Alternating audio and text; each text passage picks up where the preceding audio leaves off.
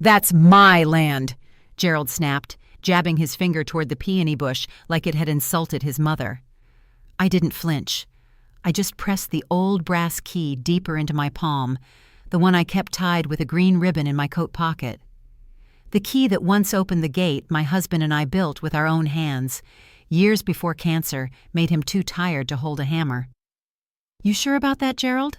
I asked, low and calm, "because I have a feeling you're about to eat those words." The county surveyor, a young man named Troy, who couldn't have been more than 30, knelt by the maple tree, brushing dirt away with steady fingers. The wind picked up, tossing my gray curls into my eyes. Across the street, Margaret Duffy peeked through her blinds like she was watching a soap opera. Troy paused. "Found something." My heart stuttered. He dug a little more, then stopped. "It's a rod, with engraving." He looked up at me. "CR. Those your initials, ma'am?" I nodded slowly, tears pricking. "Clara Ruth Delaney." Troy stood, brushing off his jeans. "This rod's original, probably placed when the lots were first parceled. And it's, 3 feet into your side, Mr. Pollard." Gerald's face flushed deep red. "That can't be right." But Troy cut him off with a raised hand. "Wait, there's something else down here." His tone had changed. I stepped closer. So did Gerald. And just as Troy reached into the dirt again, I saw his brow furrow. "Ma'am," he said carefully, "did you bury anything else here?" I stared at the spot, and something flickered in my memory.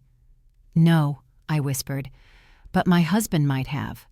And suddenly, I wasn't just fighting for a fence line. I stood at the kitchen window, watching Gerald stomp around like a bull denied the red cape.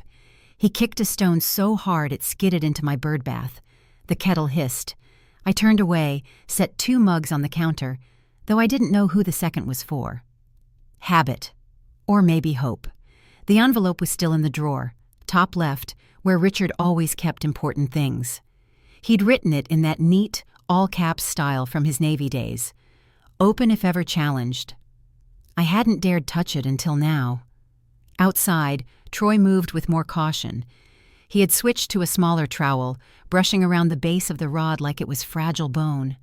Something about the way he paused every few seconds made my stomach knot. I remembered the afternoon Richard and I had marked the property line. He brought out his old compass, said, "We'll measure it ourselves, just in case." I laughed. We planted marigolds right on the border.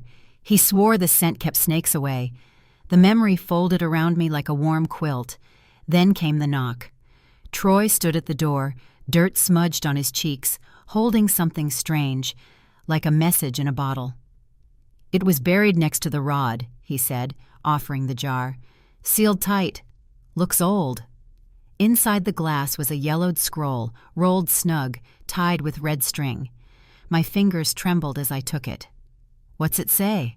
Troy asked. But I couldn't answer, not yet.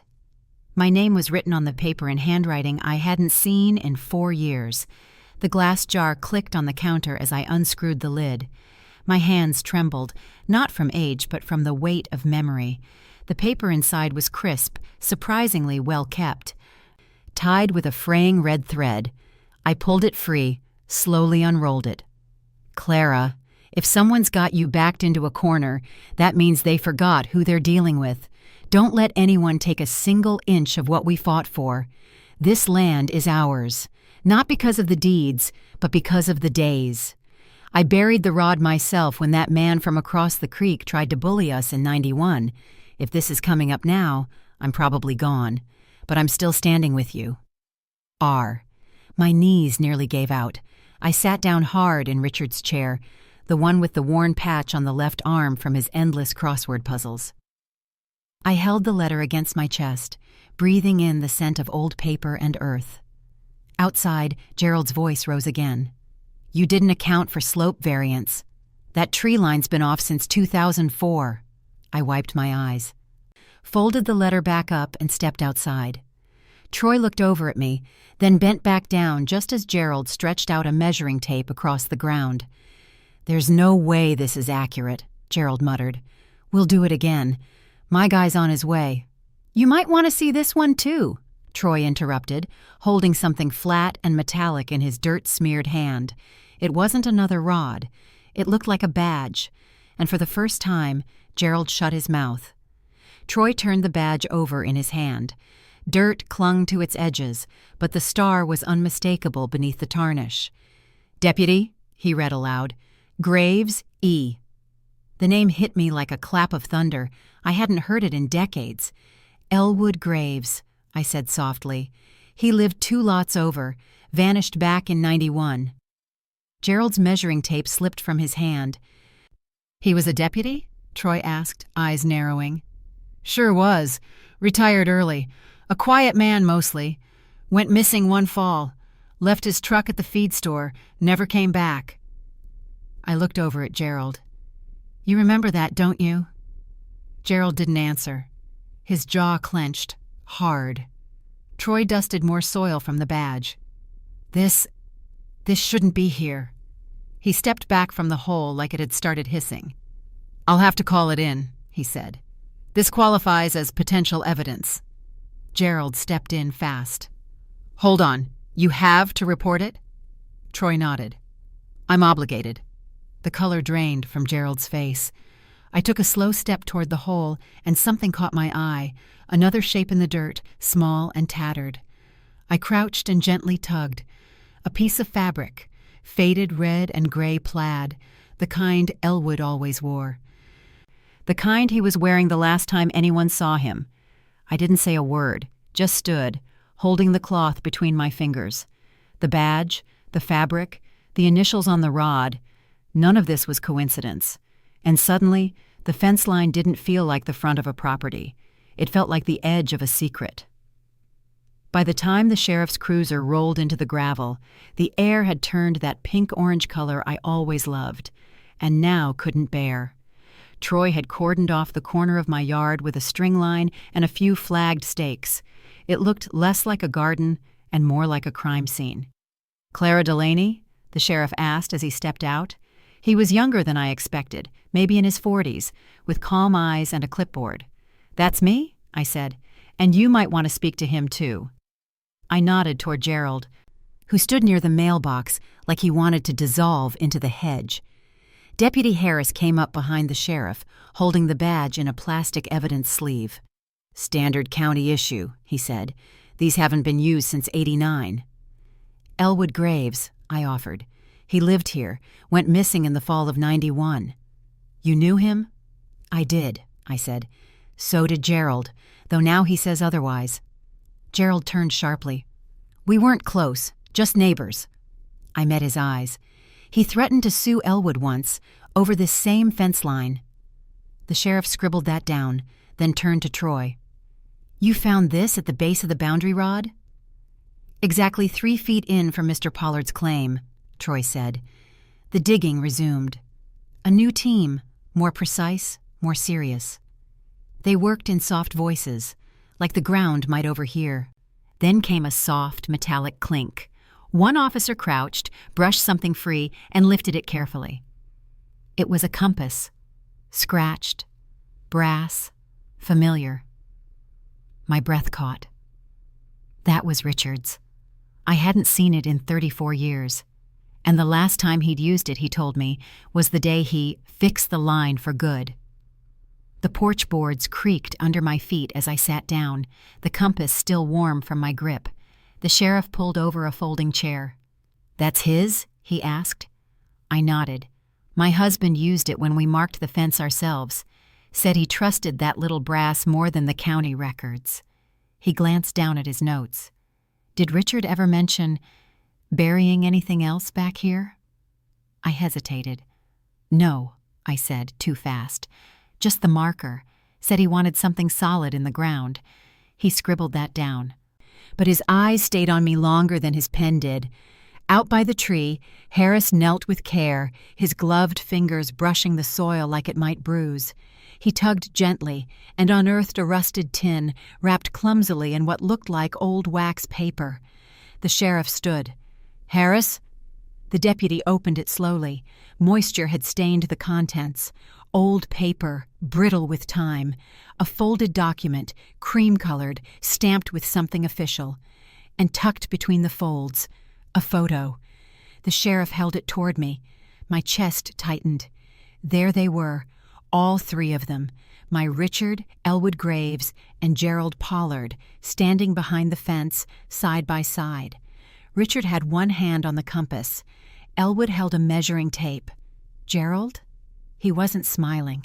He looked like a man forced to witness something he couldn't undo. The sheriff glanced back at me. "Do you know what day this was taken?" I stared at the photo. I had a hunch. But I wasn't ready to say it out loud. The smell of cedar and old paper always made me feel safe, until tonight. I opened the chest at the foot of my bed and pulled out one of Richard's spiral notebooks. The cover was cracked, the ink faint. He used to call it his field log, but I knew better. It was where he sorted out the truth he couldn't say aloud. I flipped through slowly. October 14th, 1991. The date grabbed me like a cold hand. Gerald's pushing too far, keeps claiming the map's wrong. He thinks yelling makes him right. I read faster. Elwood offered to help, said we'd measure together and notarize the layout. Get a real marker in the ground, something permanent. And then the last line, scribbled fast like he was in a rush. If anything happens to me, Clara will know. I pressed the page flat, heart pounding. Outside, the dig had stopped. The sheriff had packed up, told Harris they'd continue in daylight. Too risky in low light, he'd said. Gerald hadn't gone far. He sat in his truck with the window cracked, phone to his ear, voice low. But every few minutes, his eyes flicked toward my porch. I wrapped Richard's journal in a towel and set it beside the compass. Then came the knock. Not the front door, the back. I opened it slowly. Margaret Duffy stood there, her nightgown peeking out beneath a coat. "I wasn't going to say anything," she whispered, eyes darting toward Gerald's truck. "But I saw what he did that night." Margaret's hands shook as I poured her tea. The cup rattled softly in the saucer. But her voice stayed steady. "It was late, after midnight. I couldn't sleep. My Frank was coughing bad that week. I looked out, and there was Gerald." She glanced toward the curtains, like the night might listen in. "He was behind your fence, digging, hard. There was a tarp, something heavy under it. I didn't move." "Then what?" "He looked up, like he sensed me. Even in the dark I saw his face, wild, sweaty." She swallowed. "Next day, Elwood was gone. And Gerald? He had scratches on his arms. Said he'd fallen trimming hedges." I leaned back, that old familiar weight pressing into my chest. "I didn't say anything," she continued. "My husband was dying, and Gerald, he'd threatened me once, over a parking spot of all things." I nodded slowly. "You're saying he buried something behind my fence." "I'm saying," she said, setting down the tea, "that your husband didn't bury that marker alone." When she left, I copied Richard's October 14th entry onto clean paper, folded it neatly, wrote sheriff on the front, slid it into my Bible between Psalms and Proverbs. Then I locked the doors, or tried to, because a few minutes later I heard footsteps on my porch. Gerald. He smiled like a man with no past. "Evening," he said, holding out a mug. "Thought you could use some tea." My hands stayed at my sides. "I didn't ask for any," I replied. But he didn't move, and the tea steamed between us like a threat. I didn't touch the mug. Gerald stood there, all smiles and peppermint breath, but I didn't move to take it.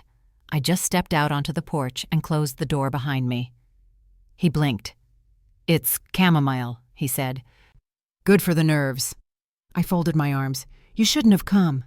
He chuckled. "Just being neighborly. Thought things got a little theatrical today." I didn't answer. His eyes darted to the edge of my yard. "This whole sheriff thing. I mean, come on, Clara. A tin badge and a photo? You know how muddy things get around here." "Not under my fence," I said. A beat passed. Then he smiled again, softer. You always were loyal to Richard. My heart thumped. And what about you? I asked. Where were you last night? He blinked. Near the back lot. Margaret says she saw movement. For the first time, his mouth twitched. Then he laughed, too loud. Old stories can be dangerous, he muttered, stepping backward. You hold on to them too long, and they start sounding like truth. He turned and walked off my porch without waiting for a reply. I watched until his taillights disappeared. Then I went to the junk drawer.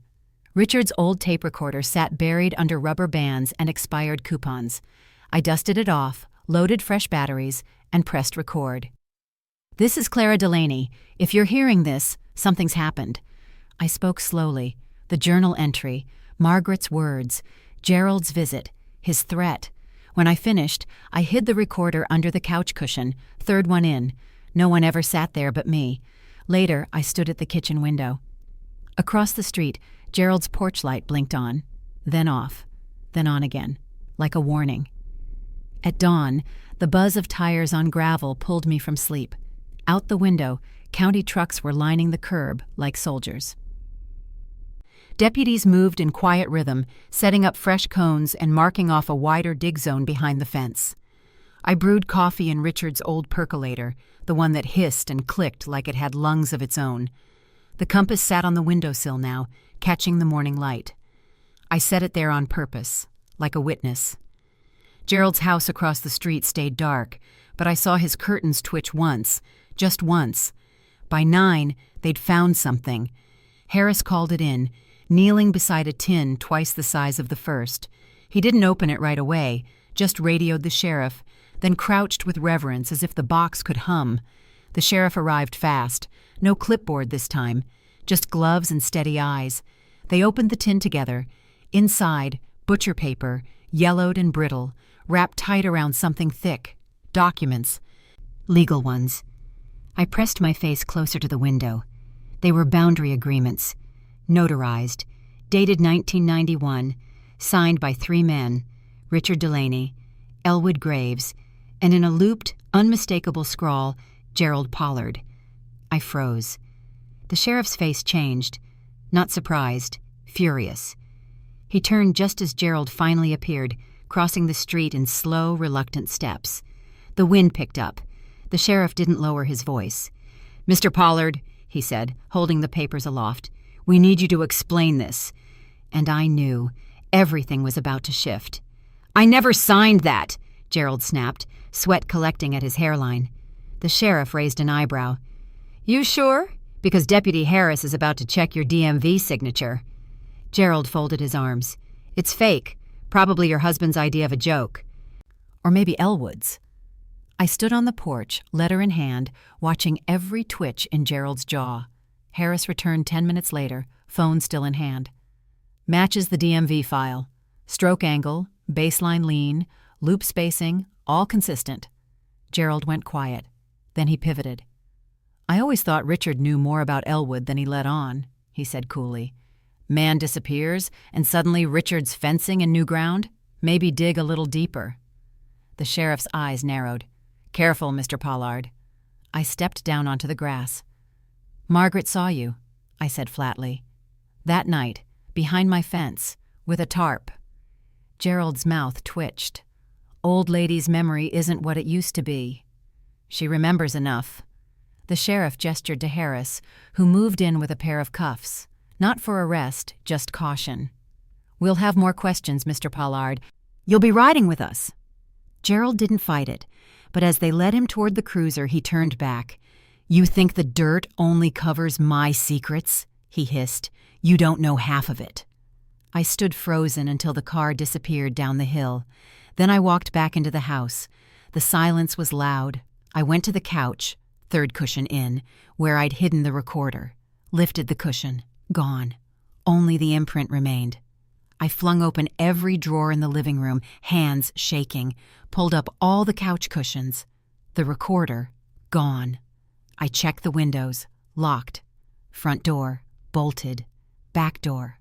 My breath caught. The latch was hooked, but the doormat had a single, muddy print. Small, sharp tread. Recent. I grabbed the phone and called the sheriff's station. Voicemail. "This is Clara Delaney. Please tell Deputy Harris, someone's been in my house. The recorder's missing. I don't feel safe." I didn't wait for a callback. Instead, I went to the shed. Richard's haven of screws, paint cans, and perfectly labeled jars. The place hadn't changed since '92. He once told me, during that zoning dispute with the Freemans, that he kept a backup tape. "You never know when the official story'll get twisted," he'd said. I dropped to my knees and pulled out the bottom drawer. It stopped halfway. Beneath the drawer, duct tape. I yanked. The recorder came free, old and scuffed, heavier than I remembered. I popped in the batteries and pressed play. Static. Then, "If you're hearing this, something's gone wrong." Richard's voice, steady, low. "This tape's my account of October 14th, 1991. Gerald and I fought, shouting match over the fence again. Elwood tried to calm him, but—" A pause, the sound of paper rustling. Elwood didn't disappear. He was silenced. I froze. Gerald came back that night. I confronted him. He denied everything, but he had blood on his cuffs. Static buzzed louder. "They won't find him," Richard said, "unless they know where to dig." The tape clicked, and I knew exactly where to go next. "This is Harris." His voice was tight, distracted. "It's Clara. I have a second recording, from Richard." Silence. Then, "Play it." I held the phone to the speaker. Richard's voice spilled into the air again. Calm, detailed, damning. "They won't find him unless they know where to dig," it ended. Harris exhaled sharp. "Do not go near that spot. I'm bringing a team. 1 hour." I hung up, grabbed Richard's compass and the faded boundary map from the sideboard drawer. Walked out to the yard, boots crunching in the grass. The marigolds were long gone, but the trellis still lay half-collapsed where they used to bloom. I stood where Richard once stood, aligned the compass, took the old measurement. 17 feet from the maple, 6 from the original rod. I pressed the spade into the earth, shallow, soft. The blade slid in too easy. I didn't dig. I just left the spade there, marking the spot. The sheriff's SUV pulled up just before dusk, followed by a second cruiser. Harris stepped out first. He didn't speak. He just nodded toward the spade. One of the deputies dropped to his knees and began to dig carefully with a hand trowel. 2 inches. 3. Then, a dull thud. His gloved hand brushed away the soils.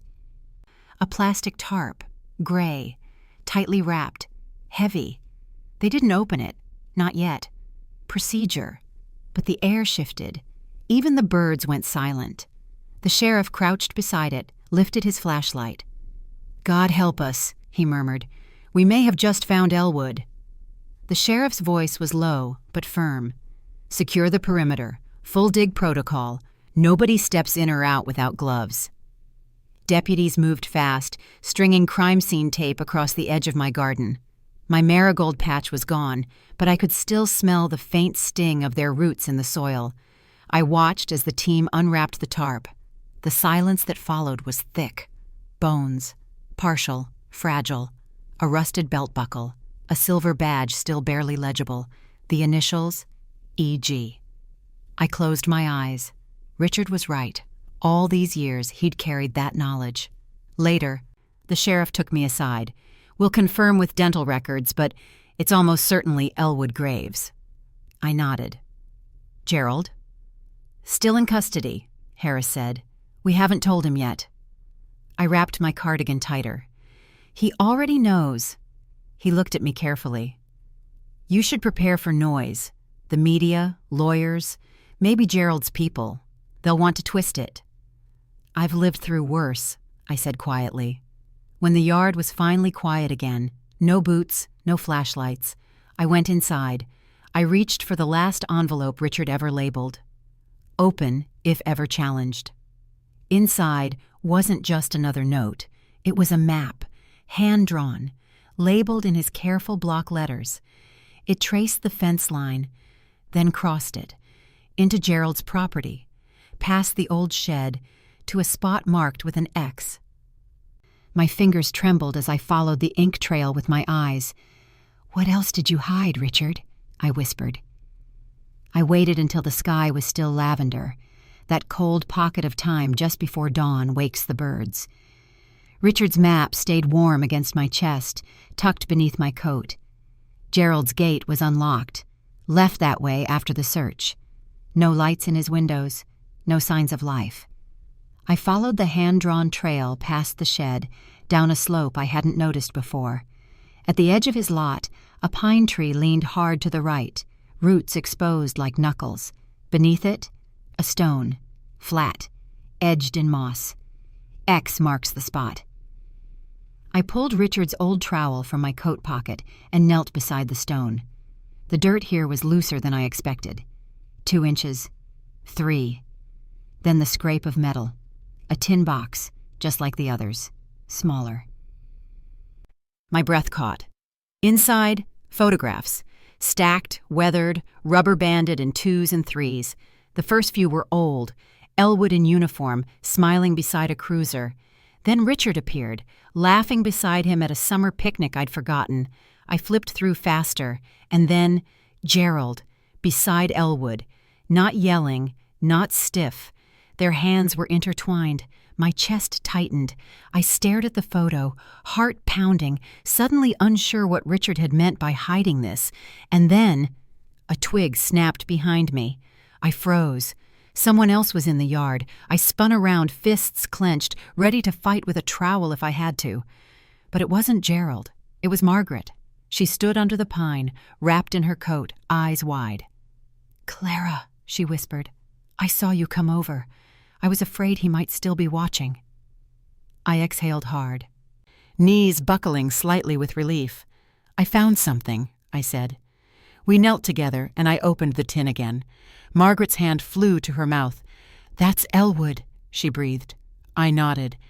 "And this—" I held out the photo of Elwood and Gerald, their fingers gently laced between them.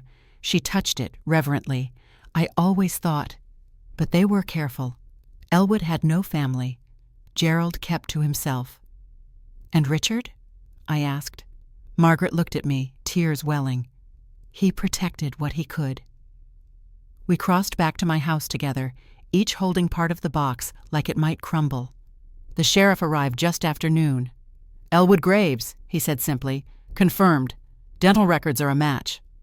I said nothing, just slid the tin across the table. He opened it, thumbed through the photos slowly. When he reached the one of Gerald and Elwood, his brow furrowed. "This changes motive," he murmured. "This changes everything." He looked up at me, face grave. "Clara, would you be willing to testify?" The ground around Richard's grave was still soft from last week's rain. I knelt beside it, compass in one pocket, the photo in the other. I laid both at the base of the headstone. "Did I do right?" I asked the granite. "Or just stir up what was better left quiet?" The breeze moved through the oaks like an answer. I remembered what he used to say whenever the truth felt risky. "Truth's no good buried, Clara. It'll rot just like anything else." I sat with that a long while. That night, I dreamed of Richard, Elwood, and Gerald. They stood by the fence, young again, passing the compass between them like a secret baton. One by one, they faded into the field. By morning, I knew what I had to do. At the county building, I met the sheriff and a tall woman in a beige suit, the county attorney, Burke. I handed over the photo tin, the copied journal pages, everything. "I'll testify," I said. Burke nodded. "Gerald's already spinning, says Richard framed him, that he was jealous of Elwood." I didn't blink. "Then let him say it to my face." She studied me a moment, then slid a folder across the table. "There's one more name," she said, "on the 1991 deed survey. Someone else signed it." She tapped the folder once. "You'll want to see this." The folder smelled faintly of mildew and ink. Inside, a yellowed copy of the 1991 boundary map. 3 signatures, 1 notary stamp. Walter Clay. The name rang like a distant bell. "Walter," I murmured. The clerk with the squint.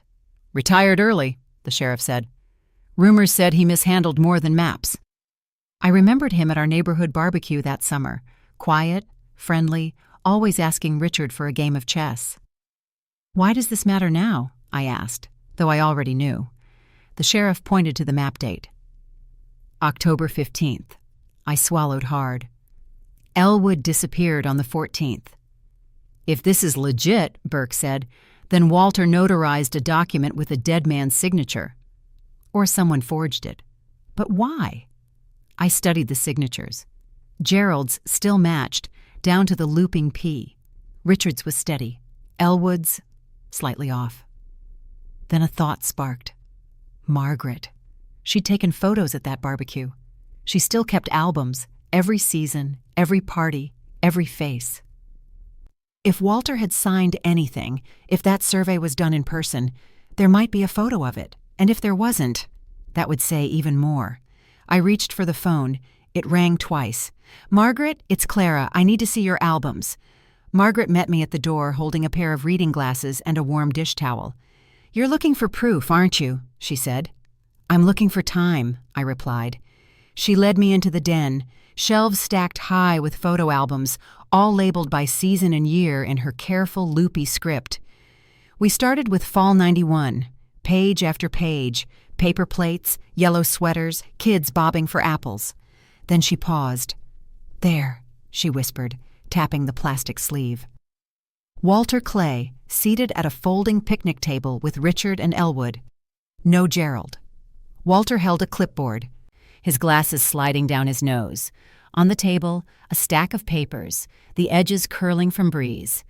Beside the plate of deviled eggs, one of Margaret's party napkins, dated in her handwriting. October 8th.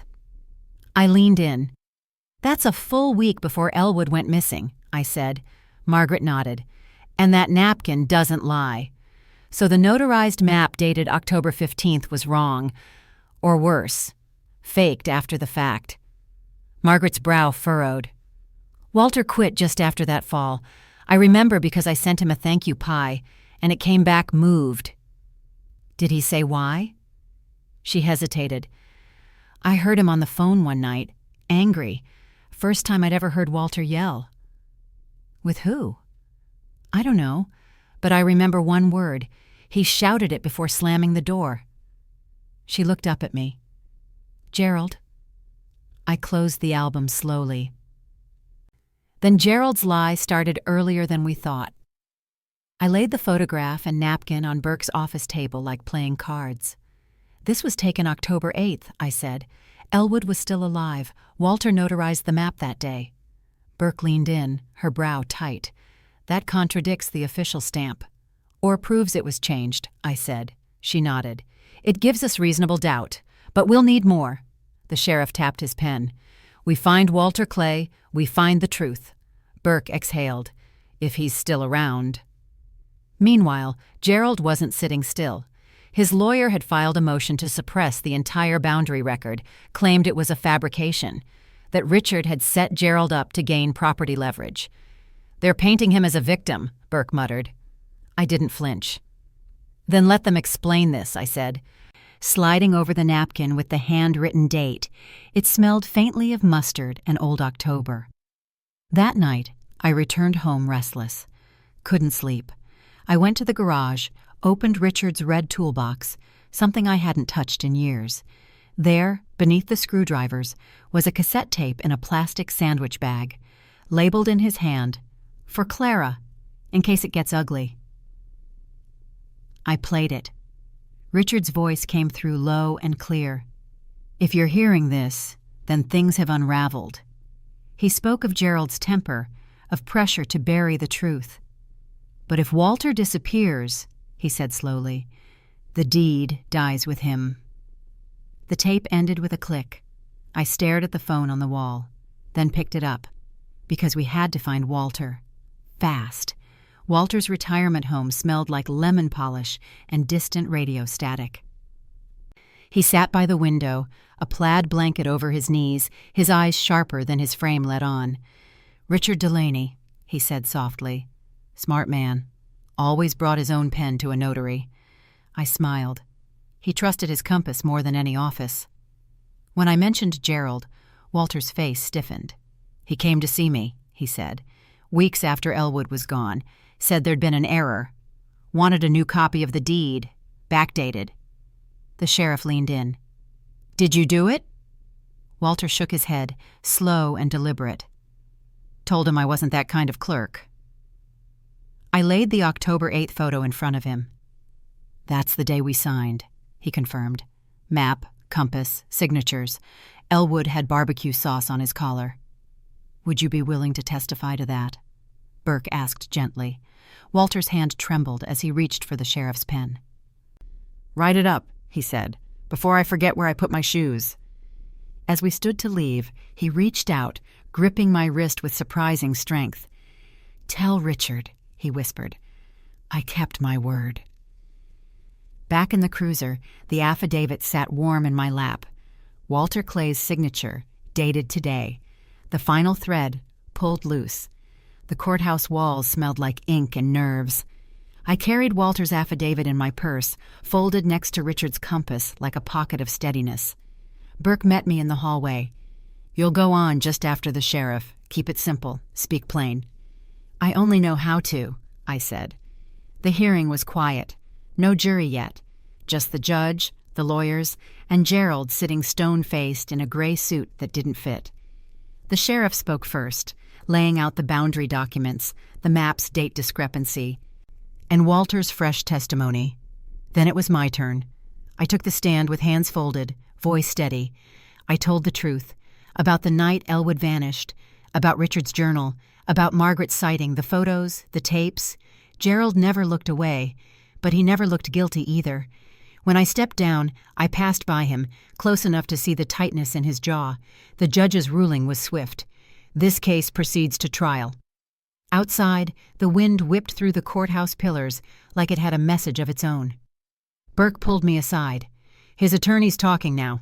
If Gerald confesses, there may be a deal." I nodded once. "But," she added, "confession comes with conditions." That night, I sat in my car in the courthouse lot, engine off, just me in the dark. I pulled out Richard's final cassette. "Truth survives when someone says it out loud." I whispered it back, out loud. The phone rang at 7:12 a.m. Burke's voice was steady. "He's ready. Gerald wants to confess. He asked for you to be there." I sat on the edge of the bed, the cold pressing through my nightgown.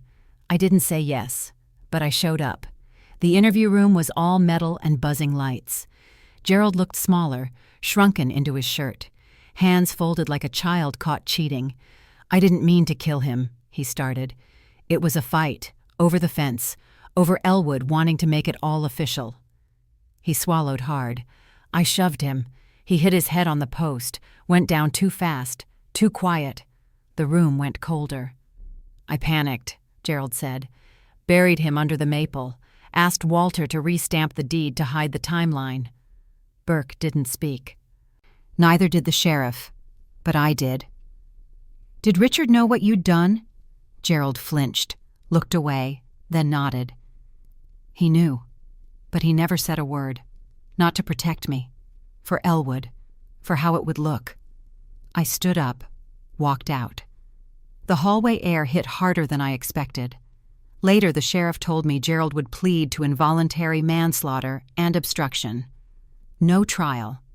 No more lies. That night, I went to the garage. At Richard's bench, I lined up the compass, the tape, and the photo of the three of them, smiling, unaware, whole. Before the fall. The air was crisp, too cold for October, but I didn't wear a coat. Margaret stood beside me at the memorial, both of us holding single marigolds. Hers trembled in the wind. Mine didn't. The sheriff spoke softly. Elwood Graves served his town quietly, gave more than most knew, and was buried, in every sense, without the dignity he deserved. There weren't many people, just enough. They'd known Elwood by sight, by badge, but never truly. Now they knew him in absence. I stepped forward first, bent low, and placed the marigold beneath the bronze plaque. Elwood Graves, 1952 to 1991. Beloved friend. found at last. Afterward, back home, I opened the cedar chest for the last time. Inside, Richard's flannel shirt still smelled faintly of sawdust and clove gum. I folded it, then found something I hadn't noticed before. An envelope, taped beneath the lid. "For the fence," it read. I opened it carefully. Inside was a pencil sketch. Richard's hand, familiar curves, labeled lines, a garden. No fence, no division. Just one continuous green space, his yard and Gerald's combined. I stared at it for a long time. Then at dusk, I stepped out back, compass in hand, kneeled at the edge of the old fence line. "Maybe it's time," I whispered. "County permits," I told the clerk. "I need one to remove a fence." There was a pause on the line. "Not many folks take 'em down," she said. "Usually the other way round." "I'm not most folks," I said. Margaret showed up that afternoon with gloves and a crowbar. We didn't speak much. With every panel we pulled free, the yard widened. The sky looked taller somehow. Halfway through, I found a marble, blue and scuffed, buried beneath the post. Then a button. Then one of Richard's old stakes, his initials barely visible. I pocketed them like treasure. By sunset, the fence lay stacked by the curb, and I could see Gerald's back porch clear as glass. Harris came by just before dusk.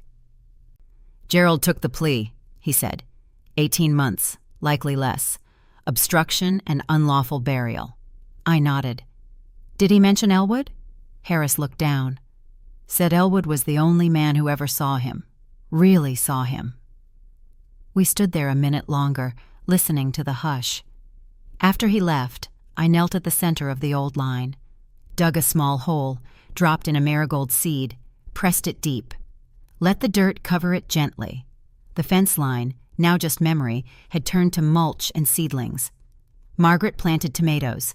A pair of neighborhood boys helped haul rocks from the old border. The sheriff brought over a bag of soil on his lunch break. I painted a small sign from a scrap of pine, "Shared ground." We planted crooked rows and made them straight with string. We laughed more than we planned. Then, one morning, a letter came. "State corrections. Gerald's handwriting." I opened it at the kitchen table. No salutation, just, "I spent so long hiding, I forgot who I was. Elwood didn't. He saw me, and I punished him for it. I can't ask forgiveness. I only want to say, I'm glad he was found. Thank you for not letting him vanish." That was it. No excuses, no plea. I folded the letter and walked it to the memorial plaque, slid it beneath, where the rain wouldn't reach. That night the skies opened, gentle, soaking rain that smelled like root and iron. In the morning I walked the yard barefoot, and there, at the midpoint of the old fence, a single marigold had sprouted, small, green, alive. I knelt, brushed the tender leaf with my fingertips. "You made it," I whispered. The garden didn't bloom all at once. It crept, tomatoes first, then snap peas. Then violets curling up beside the marigolds. The line where the fence once stood was gone now, replaced with green and good dirt. Neighbors came. Some brought plants, some just stories. We hosted a Saturday picnic. Paper plates, lemonade, folding chairs.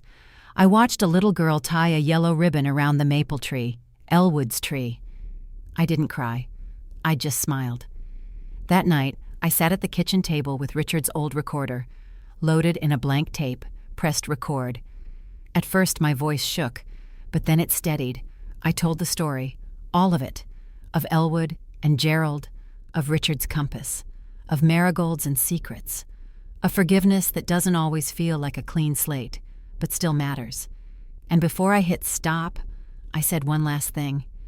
Truth doesn't rot if you plant it right. I sealed the tape in a tin, walked barefoot to the center of the garden, dug a small hole, placed it there among the roots, covered it with soil. The sun was low, the breeze warm, marigolds swayed where a fence once stood, and I walked through open earth, barefoot, unafraid.